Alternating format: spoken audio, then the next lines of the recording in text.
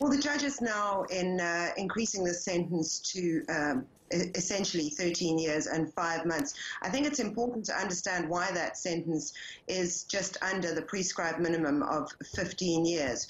So he was convicted in 2014 of culpable homicide. That then went to the Supreme Court of Appeal, who overturned that conviction and made it a murder conviction.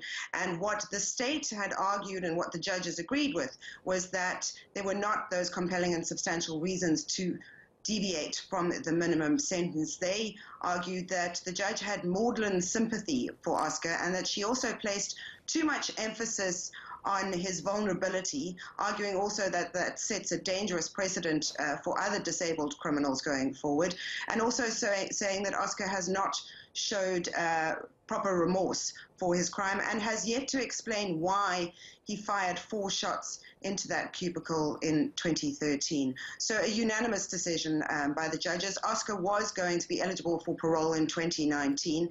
He will now serve 13 years and 5 months. And just to, excuse me, remind people, Pistorius at the time claimed that he believed his girlfriend, Reva Steenkamp, was an intruder, didn't he? What were the other details of the case that stood out and made this so controversial, particularly in his home? He did, and that's when the judge sentenced him to 6 years for the initial murder conviction.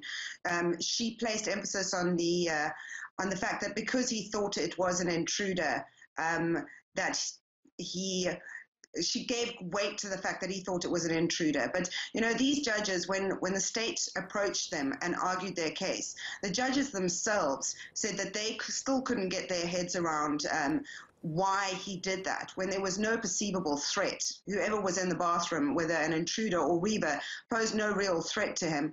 And they have agreed with the state that essentially Oscar has not yet explained why he killed someone.